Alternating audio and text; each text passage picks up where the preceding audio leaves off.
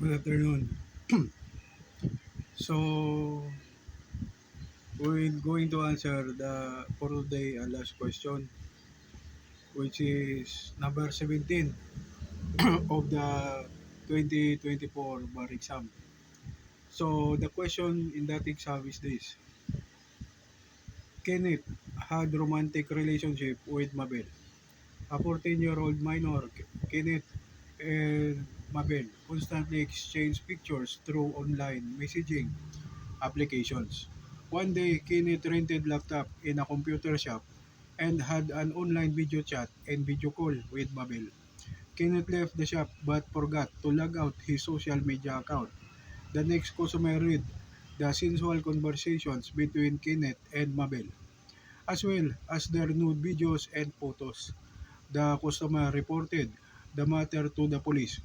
Accordingly, Kenneth was charged with violation of Republic Act number 11,930 or the Anti-Online Sexual Abuse or Exploitation of Children and Anti-Child Sexual Abuse or Exploitation Materials. At the trial, Kenneth objected to the admissibility of the pictures and videos as evidence for having been obtained against his right of privacy. Are the pictures and videos admissible in evidence to prosecute Kenneth for the criminal offense? Explain. Answer: yes, it's admissible as evidence. Section 3 of Article 3 of the 1987 Constitution states, "The privacy of communication and correspondence shall be inviolable except upon lawful order of the court, or when public safety or order requires otherwise as prescribed by law. To any evidence obtained in violation of this or the preceding section shall be inadmissible for any purpose in any proceeding."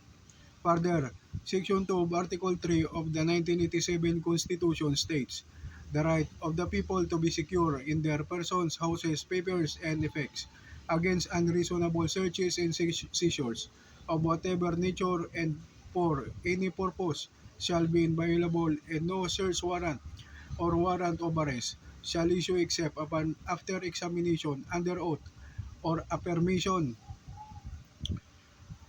of the complainant and the witnesses he may produce, and particularly describing the place to be searched and the persons or things to be seized." Furthermore, Section 1 of Article 3 of the 1987 Constitution states, "No person shall be deprived of life, liberty, or property without due process of law, nor shall any person be denied the equal protection of the laws." In same light, the three sections mentioned above are pregnant of lies, dishonesty, and wrong. Here, the evidence was discovered by the next customer, who reported to the police. Bill of Rights cannot be invoked against a private citizen but to the government only. Thus, it's a fruit of non-poisonous tree that can be used as valid evidence. The police came in computer shop after they were called by the next customer who read the sensual conversation as well as their nude videos and photos. The government authority didn't intrude the computer shop voluntarily. So that's it. So that's my answer for number 17 question. I hope and pray that we will have the same uh, answer in this particular number.